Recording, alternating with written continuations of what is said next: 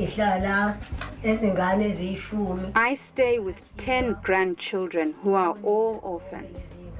I am the only adult here. My 5 children died within a year of each other, each one leaving their children with me. What pains me most and sometimes makes me cry is that I now have to look after these children when I am old and weak.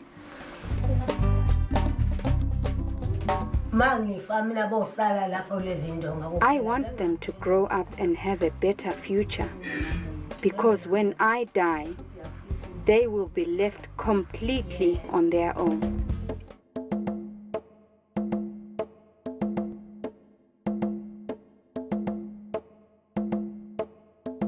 The situation now at the moment, one would look at it both sides.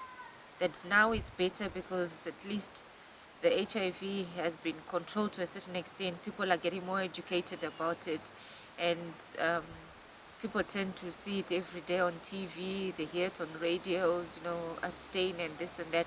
But before, there was a problem because many did not have a privilege to a TV set or to a radio to get to know these things. And most of those that were within the age of having these children that are now left now, where I would like to say they didn't have the opportunity to know and to understand and to be well educated about HIV/AIDS.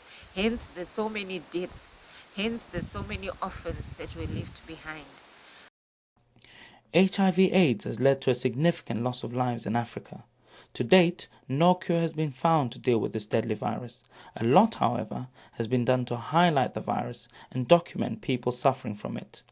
I have not yet seen a visual representation on the effect it has on the elderly, who are forced to look after their grandchildren at a time when they themselves need to be looked after, a time when they feel that their work is done and it's time for their children to continue the family legacy.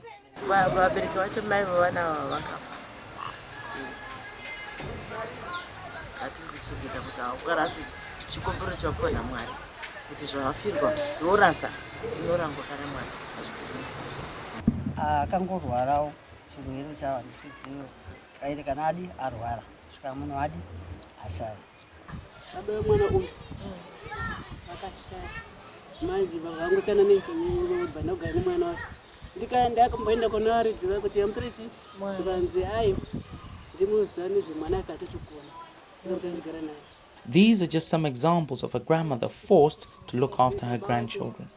Over the past few years in Africa, a lot of elderly people have had to take part in an unusual case of role reversal. Instead of their young burying them as they get old, it is them burying their young. The question is, how do they cope? Recently, I visited my country of birth, Zimbabwe, to see if I could capture the effects of HIV/AIDS orphans on the older retiring generation.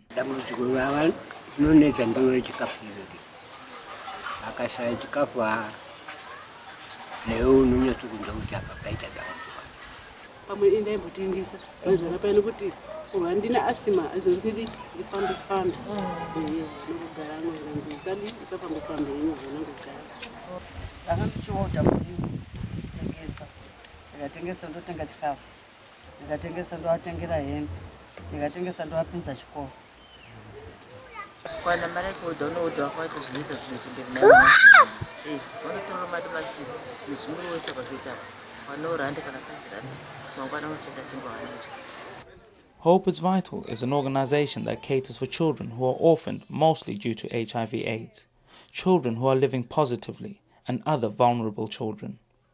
The organization was founded in 2008 by Judith Gogodo, a 37-year-old mother of 3 and an orphan. After being an orphan and looking at what one goes through as an orphan, it inspired me to look at others who are in the same situation but much younger than me, what they're going through. Hence, the start of Hope is Vital. The traditional African family structure is massively corroding as young parents fall sick and die. The HIV pandemic has now claimed the lives of a whole generation.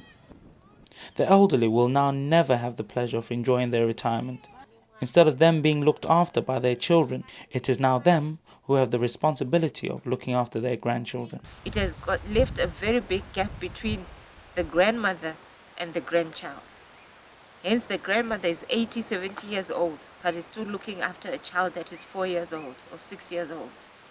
This 80-year-old grandmother and this 70-year-old grandfather, both of them cannot even fend for themselves because they don't have anything. They don't work. They can't even go into the fields to do anything because of age. You know, when a parent dies, the son dies, the daughter dies, both were married somewhere, and they leave children. And some of these children are too young to fend for themselves. But when these are left, they are left to a grandmother or grandfather, who is also completely useless, who at that time will be a pensioner somewhere. Honestly speaking, it becomes very difficult for the granny to look after the children. And at times these children end up, selling whatever they sell in the street. And what is worse is they may even appear in beer halls during the night because you see they'll be looking after themselves and looking after their grannies who are at home. That alone is very bad. It's not healthy for a school child to do. You find now we have more families that are child-headed, even if there is a grandmother and a grandfather, because the grandmom and the granddad cannot do much. So the children themselves are having to fend for themselves, look after themselves. And this has really been something very saddening. The needs of children around the world are the same, but some children in Africa are deprived of some of the basic necessities, such as education, adequate shelter, adequate nutrition, proper healthcare, parental guidance, and care. The sub-Saharan region has the highest level of HIV prevalence, and this is reflected in the rapid rise of the number of orphan children. In 2007, Zimbabwe had about 1 million orphan children due to AIDS, which is approximately 77% of all orphans, the highest percentage in sub-Saharan Africa. The figure is expected to rise as years go by. It's sad because 3/4 of the children that we are helping or assisting right now have had both parents either deceased through the HIV pandemic or have had one parent deceased and the other parent just walks off because they feel they cannot care for the children that are left behind. And now we have grandmothers who are supposed to be looked after by their sons and daughters who have now left these children. And she is the one who has to now look after these children without any assistance from anyone else. The society itself only looks because no one has anything to assist with. There was an organization which was called the Widows. They were actually moving in schools. They wanted to help those vulnerable children, especially the orphans. But at the end of the day, when you gathered all the papers, the death certificate, including those without death certificates, definitely the number almost reached almost 3/4 of the population. That actually shows that a lot of children, or most children, are vulnerable. They want help somewhere. Some are, stigmatized in the communities where they come from. Maybe when your mother dies, you are left with the siblings, the sisters of the mother, and the treatment itself is so bad. That will actually add to the impact because when a child is unable to pay, there are certain forces that are behind, which are beyond the child's comprehension. As a child growing up in Africa, I was always told that education is the key and knowledge is power. Whilst in South Africa, I saw adverts for the One Goal campaign. Launched during the 2010 FIFA World Cup, the campaign is aimed at helping to provide education for all. All the elderly I visited expressed their desire to ensure that their grandchildren had at least a good education, which will allow them to fend for themselves in later years. I must say, I was surprised to hear about the number of children sent home from school due to non-payment of fees.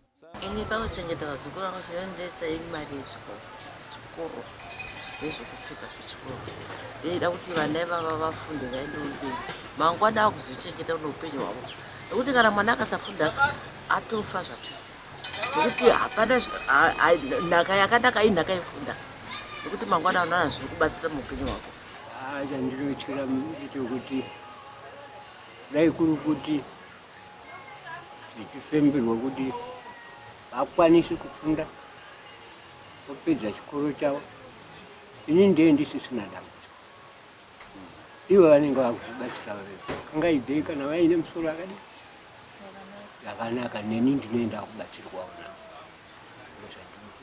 manikitisa kuti dai saitawo kuti zvindibatsire ndoza chitemo changu chakanana vaende chikoro apedze chikoro kana azoitawo urombesa baba anongoti ndo chipo chandakapiwa ndikati saka ndoita sezingazvida mari yedu ndikati olright ndichadii ndichatsvaga ndikudi ndikubhadharei saka tozotsvaga ndakazotsvaga zvangu yematicha ndandakazokwanisa kudi $4 ndandakakwanisa kudi kubhadhara iyi ma20 handina kubhadhara handizive kuti akavhura chikoro achaenda anagogo vazhinji varemerwa nezvinezvi vana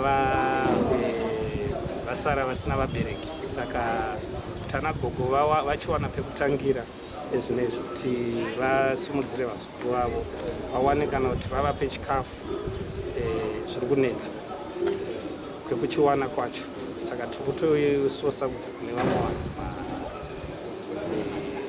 zvidiki zvatiri kuwana izvozvo zvatiri kukwanisa kuvapo asi hazvisi kuvakwanira nyaya dzemaschool fees yaita problem nemauniforms. We haven't had a donor or anybody to assist us with school fees. No one is that welcoming to our plight because no one has money in Zimbabwe. Everyone seems to be struggling to make ends meet. So at the end of the day, you find no one is really willing to assist because they also have their families and their extended families to look after. The problem of fee definitely at the present moment is so bad. Some parents are not able, to sell anything that will bring them money. And especially when you are left with such a huge number of orphans in your family, and one you are old, honestly speaking, the sources of where to get the money is highly limited and at times non-existent.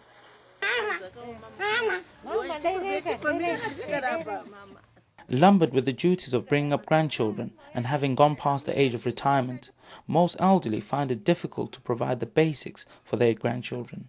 A lot of the elderly people find themselves with electricity and water being constantly cut off because of non-payments of bills and rates.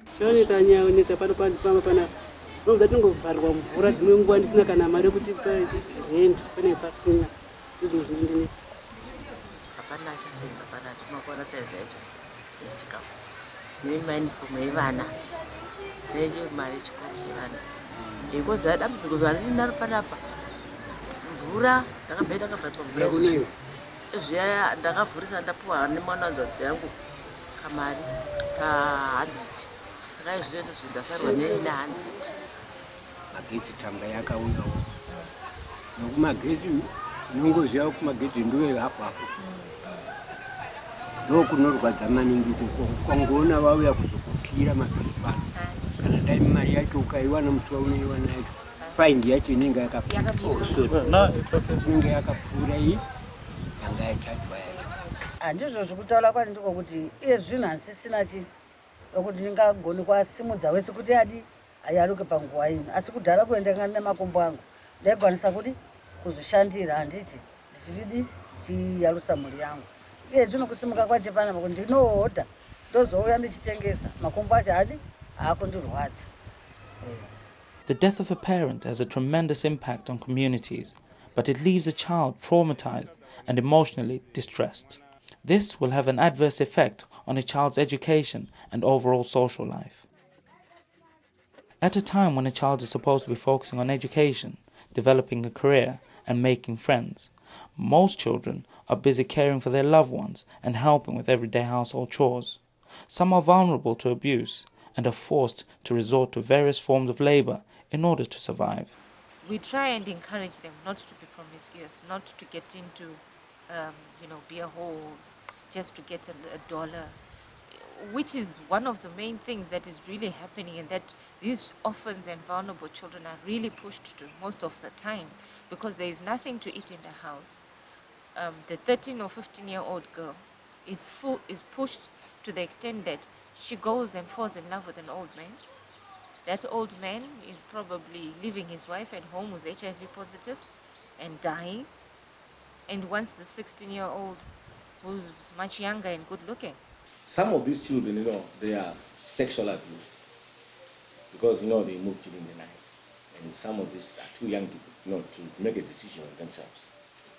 As a result, you find that the girl child is very vulnerable. When you look at the boy, some of these boys are now almost street kids. They move around during the night. You know what happened to a child who is not morally guided by the parents.